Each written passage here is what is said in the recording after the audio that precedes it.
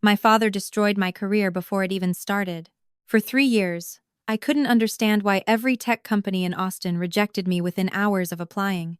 I had a computer science degree from UT with a 3.8 GPA. I had internship experience at 2 startups. My GitHub had over 50 projects. But somehow, I was unhireable. It started the day I told my parents I wasn't going to marry James.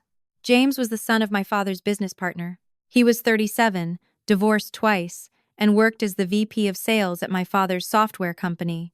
My father, Richard Chen, had built the company from nothing 25 years ago. It was worth about $60 million now, and he ran it like a kingdom. When I was 23 and fresh out of college, my father sat me down in his home office. My mother stood by the window, silent as always. My younger brother Kevin sprawled on the leather couch, scrolling through his phone. "Sophia," my father said, "James has expressed interest in you. This would be an excellent match for our family. For the business." I stared at him. "Dad, I'm not interested in James. I barely know him, and I'm focused on my career right now." "Your career?" My father leaned back in his chair. "You mean sending out applications and hoping some company takes a chance on you?" "I'm offering you stability. James comes from a good family. He makes excellent money. You'd be set for life." "I don't want to be set for life by marrying someone I don't love. I want to build my own career." My father's expression hardened. "You're making a mistake, but I suppose you'll have to learn that the hard way." I should have known then, but I was young and naive. I thought he'd get over it. 3 months later, I was still living at home, sending out applications every day. I'd had 5 phone screens that went well, but every single one ended the same way. After the initial conversation, silence. Then a generic rejection email. It didn't make sense. I was qualified. My interviews went well. But something was wrong. Then I started noticing things. One recruiter accidentally CC'd me on an internal email. The subject line read, "Sophia Martinez, professionalism concerns." I never got to see the body of that email, but it planted a seed of suspicion. I started digging. I checked my LinkedIn messages, and that's when I saw them. Messages I never sent. Messages to recruiters and hiring managers, full of typos and unprofessional language. Complaints about previous employers. Demands for unreasonable salaries. Someone had hacked my LinkedIn account and was sabotaging me. I changed all my passwords immediately. I contacted LinkedIn support, but the damage was done. Those messages had already gone out to dozens of companies. My reputation in the Austin tech scene was destroyed. I confronted my father that night. He was in his office, reviewing quarterly reports. "Did you do this?" I held up my laptop, showing him the messages. He barely glanced at it. "Do what?" "Someone hacked my LinkedIn. Someone sent messages pretending to be me. Professional suicide messages. That's unfortunate. The internet can be dangerous. Maybe you should have been more careful with your passwords." "It was you, wasn't it?" He looked at me then, and I saw something cold in his eyes. "If you're having trouble finding employment, Sophia, perhaps it's because you're not as qualified as you think you are. Or perhaps it's because you made poor choices, like refusing a perfectly good marriage proposal." My mother was setting the table in the dining room. I turned to her. "Mom, did you hear what he just said?" She didn't look at me. She never did. "Your father works very hard for this family, Sophia. Maybe you should appreciate that." That was the moment I realized I was alone. I moved out the next week. I found a tiny studio apartment on the east side, the kind with water stains on the ceiling and neighbors who played music until 3 a.m. I had about $8,000 in savings. My student loans were in deferment, but that wouldn't last forever. I needed money. Since I couldn't get a tech job, I took what I could get. I became a barista at a Starbucks near the Domain. $5.50 an hour plus tips. I worked 40 hours a week and came home smelling like burnt coffee and milk foam. My brother Kevin texted me sometimes. "Dad's really mad at you. You should just apologize. Why are you being so stubborn?" He didn't understand. Kevin was 24 and had waltzed into a product manager position at Dad's company straight out of college. No experience necessary when you're the son of the CEO. He made $75,000 a year and lived at home rent-free. I was 26 now, pulling espresso shots and wiping down tables. Sometimes I saw people from my graduating class come in, dressed in their startup hoodies and carrying MacBooks. They didn't recognize me in my green apron. Or if they did, they pretended not to. The worst part wasn't the money. It was the waste. I had skills. I could code in 6 languages. I understood algorithms and data structures. I could build full-stack applications, but none of that mattered when every company in town had been told I was unprofessional. I tried applying to companies outside Austin, San Francisco, Seattle, New York, but my father's network was wider than I thought. I later learned he was on advisory boards for several tech investment firms. He knew people everywhere, and he was good at planting seeds of doubt. Oh, Sophia? My daughter? Yes, she's talented, but she has some maturity issues, professionalism problems. I'd hate to recommend her to a colleague and have it reflect poorly on me. I didn't know about these conversations then, but I felt their effects. My applications were black holes. Nothing came back. Months turned into a year turned into 2. I was 28 years old, and I'd been a barista for 3 years. My student loans came out of deferment, $400 a month that I could barely afford. I stopped going to UT alumni events. I stopped posting on social media. I felt like a ghost. Like the person I was supposed to become had died, and I was just haunting the space where she used to be. Then I met Daniel. He came into Starbucks every Tuesday and Thursday morning at 7 a.m. He always ordered a medium dark roast, black, and sat by the window with a worn paperback. He was in his 60s, with gray hair and kind eyes, and the sort of quiet confidence that comes from decades of living. One Thursday, the espresso machine broke down. It was a disaster. The morning rush was starting, and the machine was completely dead. My manager was panicking, calling the repair company, but they wouldn't be able to come until the afternoon. I looked at the machine. It was a commercial-grade Mastrena 2, which ran on embedded Linux. I'd actually read about them once in a forum about IoT devices. "Do you mind if I take a look?" I asked my manager. She was desperate enough to say yes. I popped off the side panel and found the diagnostic port. I pulled out my phone, downloaded a terminal emulator, and connected to the machine's system. 15 minutes later, I'd identified the problem. A corrupted firmware update. I rolled it back to the previous version, and the machine hummed back to life. When I looked up, Daniel was standing behind me. "That was impressive," he said. I shrugged. "Just basic debugging. Most baristas don't know what embedded Linux is. I'm not really a barista. I mean, I am now, but I went to school for computer science." He tilted his head. "Why are you working here then?" I almost told him. Something about his face made me want to, but I'd learned to keep my mouth shut about my family. Long story. Job market's tough. He handed me his business card. "I'm retired now, but I used to work in tech. If you ever want someone to look over your resume or practice interviews, give me a call." The card said, "Daniel Foster, former CTO, Chainlink Systems." Chainlink Systems. That was my father's company. My father was the CEO. Daniel Foster was listed on the company website as a co-founder, but he'd left years ago under circumstances my father never talked about. I didn't call him. I was too afraid of what it might mean. What if he was still friends with my father? What if this was another trap? But a month later, he was still coming in every Tuesday and Thursday. And one day, he said, "You never called. I didn't want to waste your time. It's my time to waste. Besides, I don't do much these days except read and drink mediocre coffee. You'd be doing me a favor." So I called him. We met at a coffee shop, ironically. Not the Starbucks where I worked, but a local place with good pastries. I showed him my GitHub. He scrolled through my projects, nodding.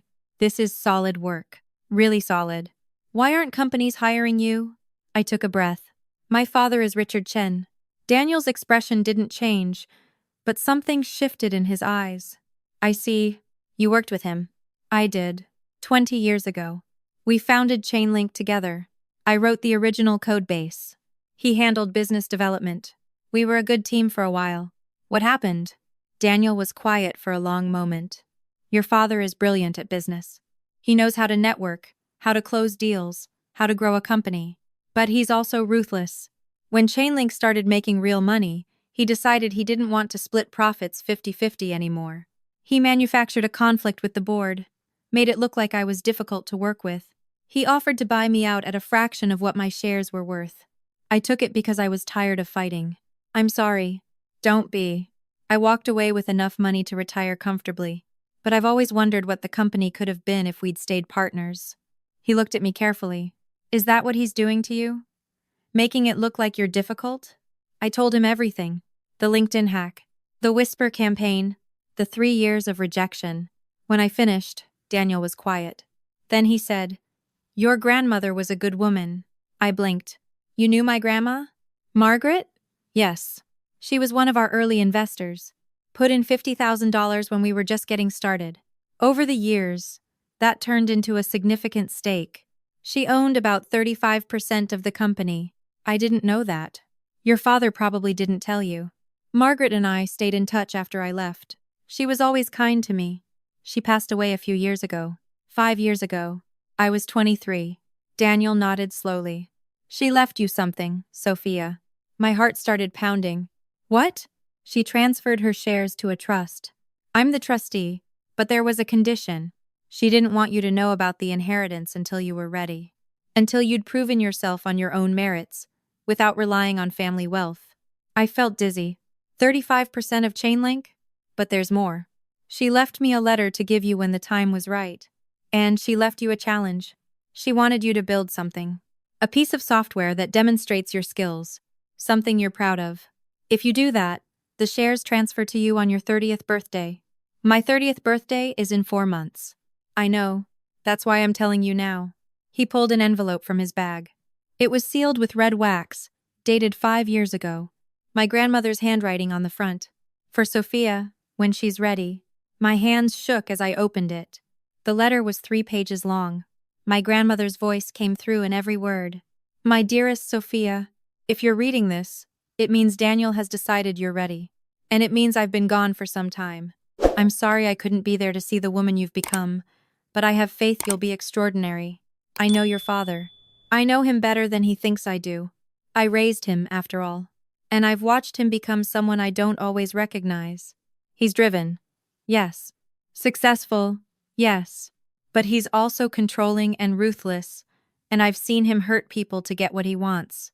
I made a mistake when I invested in Chainlink. I didn't put protections in place. I didn't stop your father when he pushed Daniel out. I thought I could change him by talking to him, by being a good example. I was wrong. But I can protect you. These shares are yours, Sophia. 35% of the company. Combined with Daniel's 20%, that's 55%.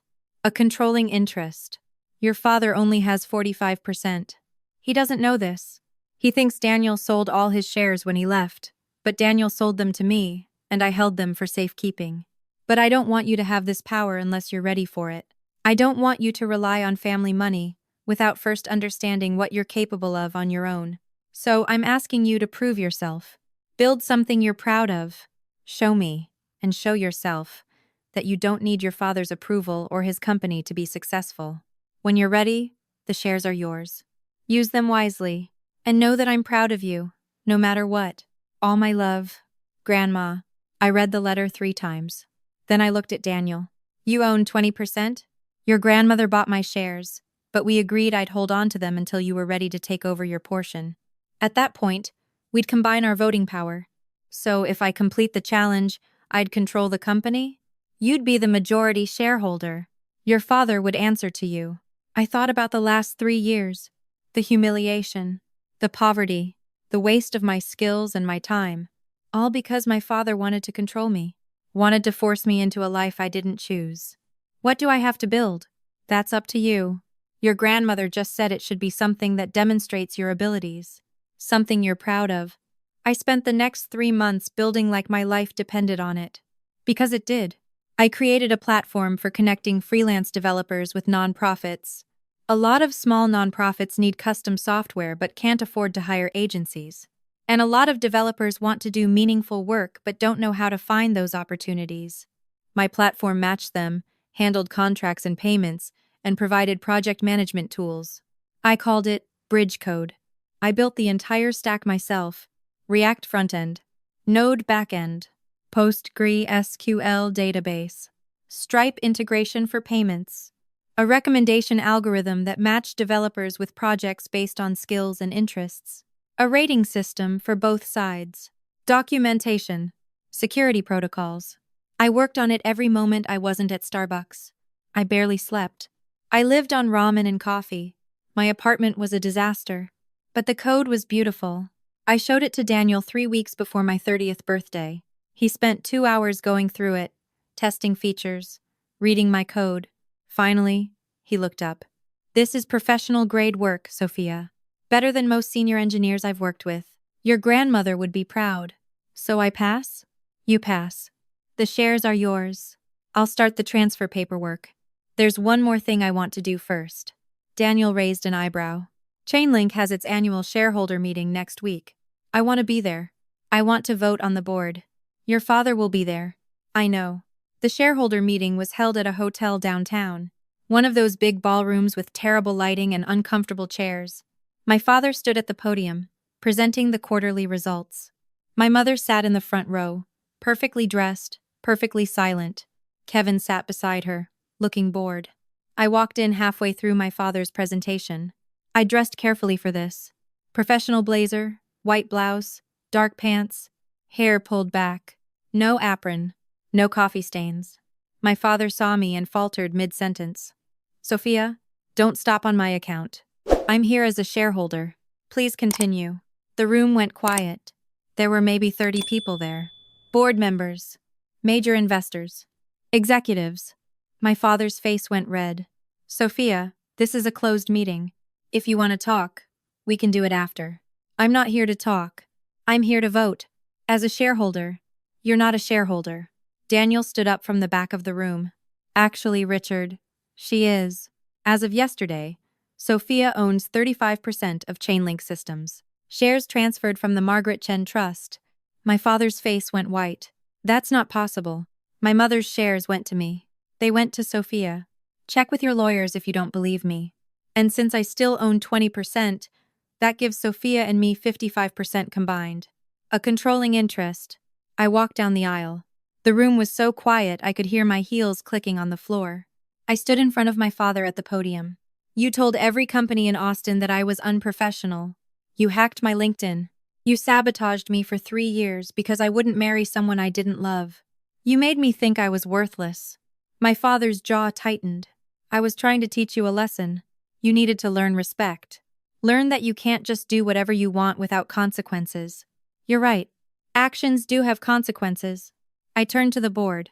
I'm calling for a vote of no confidence in Richard Chen as CEO.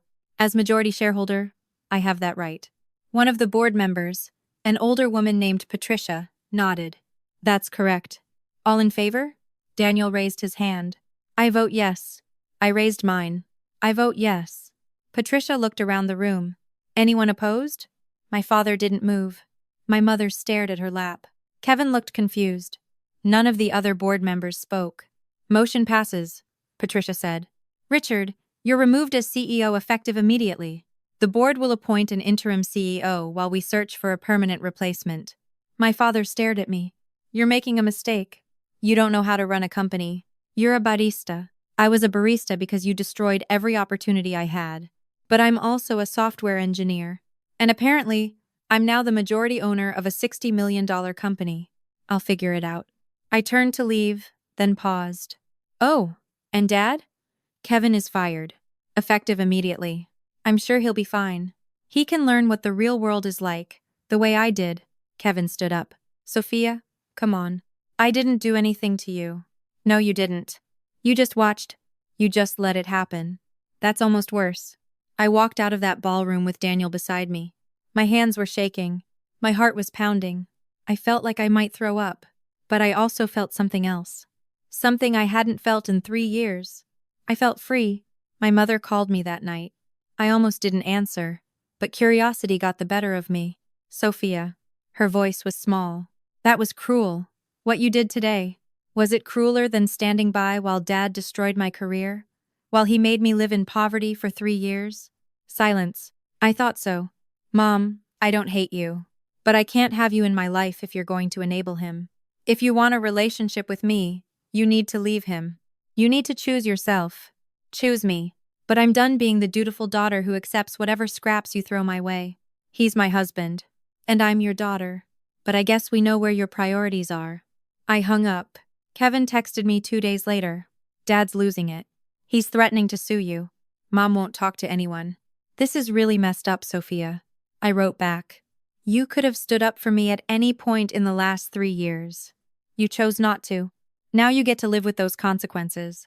Don't contact me again unless you're ready to apologize and mean it. He didn't reply. Chainlink had a new interim CEO within a week. A woman named Susan Rodriguez who'd been on the board for years. She was competent and fair, and the employees actually liked her. Revenue didn't drop. In fact, it stabilized. Turned out my father's leadership style had been creating a lot of turnover. I didn't become CEO. I didn't want to. I joined the board of directors and took an advisory role on the technical side. I also kept working on bridge code. With my new financial stability, I could hire a small team and actually launch it properly. 6 months later, Bridge Code had connected over 200 developers with nonprofits. We'd facilitated over $1 million in projects. I was proud of it in a way I'd never been proud of anything. I still think about those 3 years sometimes. The water-stained ceiling, the smell of burnt espresso, the humiliation of being invisible.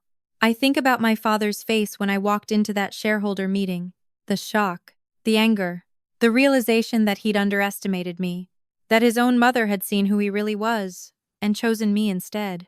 My grandmother knew. She knew he'd try to control me. She knew he'd sabotage me if I didn't fall in line. And she made sure I'd have an escape route. But more than that, she made sure I'd earn it. She made sure I'd know my own worth before I inherited anything. That was her real gift. Not the shares. Not the money. The knowledge that I could survive on my own. That I could build something from nothing. That I didn't need my father's approval or his company to be successful. I was already successful. I just needed the chance to prove it. My phone rings sometimes. Unknown numbers. I don't answer. I know it's my father. He's tried to reach out through lawyers, through old family friends, through Kevin. He wants to negotiate, wants to find a compromise, wants his company back. But it's not his company anymore. And I'm not his daughter anymore. Not in any way that matters. I'm just Sophia, 30 years old. Software engineer, majority shareholder, survivor. And I'm doing just fine.